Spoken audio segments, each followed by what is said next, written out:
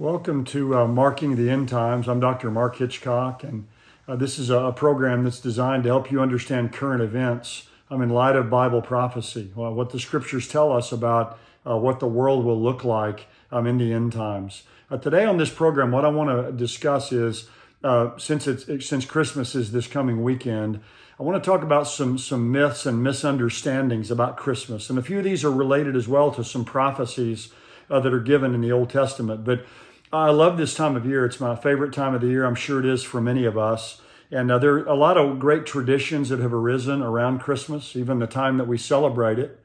Some of these are very good. They're right. Some of them aren't as accurate. And so I want to answer some questions just about a lot of myths and misunderstandings kind of surrounding the birth of Jesus. And then I'm going to answer in the subscriber section, I'm going to answer a really important question about the time of Jesus' birth around December 25th and how that could be related or not to a lot of pagan traditions. A lot of people think that we shouldn't celebrate Christmas because of that. I want to answer another really good question about finding a good church. A person's asking, how do I find, what should I look for to find a really good Bible-based church? And so we'll be looking at that as well in our question and answer section. Also a question about the Jewish people in the time of the tribulation. But let's get into some of these questions about the Christmas season. This time of year, we hear the Christmas story read over and over again, Luke chapter 2. A lot of us will go to Christmas programs at our churches. And there's a lot of different points, kind of finer points about the Christmas story that I think it's important for us to understand to give us a fuller understanding of the incarnation of Jesus. Let me just begin. I've got about 4 or 5 of these to go through, and then I'll address one of these in the subscriber section. But the first one is that one of the most familiar passages we hear during the Christmas season is Luke chapter 2, verse 7. That Mary took the baby Jesus, she laid him in a manger because there was no room for them in the inn. And so when you go to a lot of Christmas programs or, pageants, I remember when I was growing up, we'd have these plays at church, and you always had Joseph and Mary kind of trudging up to the local hotel, and they knock on the door, and you always had this kind of, the grumpy innkeeper who would come there and tell them there was no room in the inn and would turn them away. Well, that makes for a great play, but that's really not what happened, I think, at the first Christmas. The word that's used there, and again, a lot of translations have the word inn, but it's the Greek word kataluma. We know that it doesn't really mean inn. It means something more like a guest room or the spare room. That in Luke's gospel, over in Luke chapter 10 and verse 34, Luke uses the word there that's the more specific word for an inn. That's the story about the parable of the Good Samaritan. Remember, he finds this man who's been beaten and bloodied, and he takes him to an inn, or like what in that day would have been like a modern day hotel or a motel. And so that's the word he uses in Luke 10:34 for an inn. But in Luke 2:7, it's this word kataluma, which again probably just means like a guest room or the spare room. So with the census that was taking place, a lot of relatives of Joseph and Mary would have been going to the area of Bethlehem, those from the family of David. So they're probably going to plan on staying there with a relative, but the time they get there, it may have been late at night, there was no room for them in the guest room or the spare room. So it says that Jesus was laid in a manger. Back in that day, the main part of a house would have an area where the stable was not far from there. And a lot of times the animals, if it was cold, would even come into that area at night. And so a manger back in that day, we think of kind of a little wooden box, but a manger in that day was literally, it was like a limestone feeding trough for animals, made of limestone and kind of hewn out a little bit. And so Jesus was laid there in this feeding trough. So we know there were animals around. So it could have been in the main part of the home there, or it may have been in a detached stable. And again, the tradition is it was in a cave. So this kind of detached stable area could have been a cave there as well. But, again, we don't want to have this idea of the knocking on the door of the inn. It just, when they got there was no room in the spare room for them or the guest room. Now, I've often wondered, why didn't the people, since Mary's so pregnant, why didn't the people in the guest room give up the guest room or the spare room for Mary and Joseph? Well, they could have gotten there late at night. Back in that day, you have to remember, houses were crammed full of people. And so they didn't want to disrupt the whole household, so there was no room left there. So they just went down into the main part of the house or in this detached stable or cave area. So that helps us understand, I think, this idea about the inn. Another interesting point in Matthew's gospel, in Matthew chapter 2, of the wise men is the star. In Matthew chapter 2 and verse 2, the wise men come, and it said, they said, "Where is he who's been born King of the Jews? We've seen his star in the east, and we've come to worship him." Which is interesting. Those are the only words of the wise men we have in Scripture. So that they've come from the east, probably over in the area of Persia or near Babylon, maybe Parthia. They've traveled a long distance, and they said, "We saw his star in the east, and we've come to worship him." Now, I think this is a fulfillment of an Old Testament prophecy.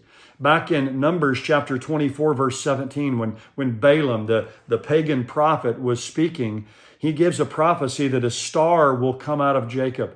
And so this is a fulfillment of that prophecy related to Jesus, probably that these ancient astrologers knew from these ancient writings, these ancient Jewish writings. So they see this star and they believe it's significant. But I don't think this is just any star, because when you go down a little bit further in the passage, they talk to Herod and to the Jewish scholars, and they find out that this Messiah would be born in Bethlehem.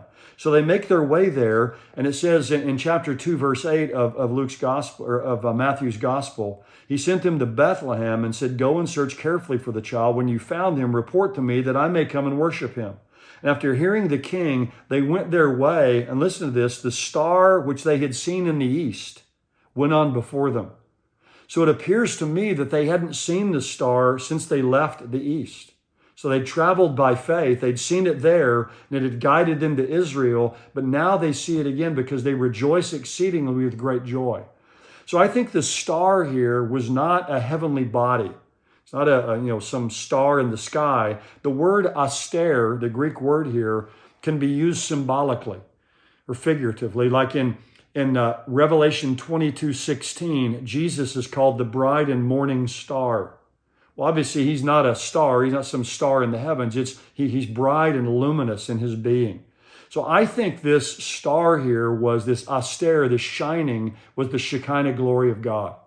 The word Shekinah, the Hebrew word, means like a dwelling or a presence. It's the settled presence of God. And so I think God's glory appeared to these wise men in the east. And they realized that something was happening. God may have given them some direction, some message. They traveled all the way to Jerusalem because they think surely that's where the Messiah, this Jewish king, would be born. But they find out it's about 5 miles away in Bethlehem. And then it says that the star which they'd seen in the east went on before them until it came and stood over the place where the child was. Again, it'd be hard for a heavenly body to direct you to a specific house. But this shining of God, this Shekinah glory of God, could come easily and stand over a particular house to guide them to this place. So I think that the star that they saw was God's presence, a shining of the Shekinah glory of God. They saw it in the east. It's aroused their curiosity, led them all that way by faith. They see it again on the way to Bethlehem, and it comes and stands over the place where the child was. So I think that helps us understand this star a little bit better. That fits much better, I think, in the context. Now, another traditions have to do with the wise men. How many wise men were there? Tradition says there were 3. And we really get that because of the 3 gifts, gold, frankincense, and myrrh. But it never tells us how many there were. We know it's plural, so there's more than one. Evidently, they would have probably had a large entourage with them. It wouldn't have just been these 3 men. These men were very important men from the east, probably maybe priests. Maybe they were the kingmakers in their country. So they would have had a lot of camels, a large retinue traveling with them. And I think that's part of what aroused Herod's fear and his suspicion. So we don't know how many there were. There were more than one. In fact, in history, they've been given 3 names: Balthazar, Gaspar, and Melchior. One of them is a younger man, one's middle-aged, and one's older. So a lot of traditions have arisen around them. But another point about the wise men is, when did the wise men come? When did they come? Well, we know they weren't there at the manger the night that Jesus was born. And you say, well, how do we know that? Well, in Luke chapter 2, it tells us when they came to visit Jesus, Mary and Joseph and Jesus were living in a house. It mentions a house they were living in. It wasn't a stable. Also, the word that's used for Jesus being a baby is a different word than Luke's gospel and Matthew's gospel when the wise men come. It's a little bit older child. I think another point that's very important about this, remember in Luke chapter 2, Joseph and Mary traveled to Jerusalem for Mary to undergo the ceremony of purification. And that took place for a male child when he was 40 days old. So Jesus at 40 days, they go there when Jesus is about 6 weeks old. And remember, Mary and Joseph don't offer a lamb and a turtle dove or a pigeon. They offer the sacrifice of the poor, which was 2 turtle doves or 2 pigeons. If Joseph and Mary had already received the gifts from the wise men, they would have certainly given the best offering they could have given. So I believe that that's evidence that the wise men came at least 6 weeks after Jesus was born. And a lot of church tradition says maybe as much as a year later. Also, remember, Herod has all the babies 2 and under killed, the baby boys. Well, if the wise men came and Jesus was just a few weeks old, he could have killed all the babies a year and under, and he would have been sure to kill Jesus. But it's 2 years and under. So that gives evidence again that they came at some point later. So we don't know exactly when they came. According to the Eastern Church, Jesus was born on January 6th.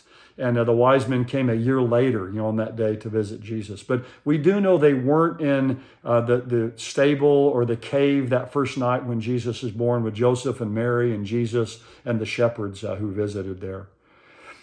Well, that's enough on this teaching for now. Those are just some of these things. I'm going to get into a few other points though in our subscriber section. We're going to go to the subscriber section, answer a few really great questions from endtimes.com subscribers. If you'd like to access this, you can go to endtimes.com and sign up to be a subscriber. It's $7 a month. I think it'll be an investment that you'll really value greatly. And so I'm going to answer a few more of these questions about Christmas. How do we know the day that Jesus was born? And what about the year Jesus was born? Jesus, it seems like, was born actually BC. So you say, well, how was Jesus born before Christ? So how does all this calendar work? And we'll answer a few of these other questions as well.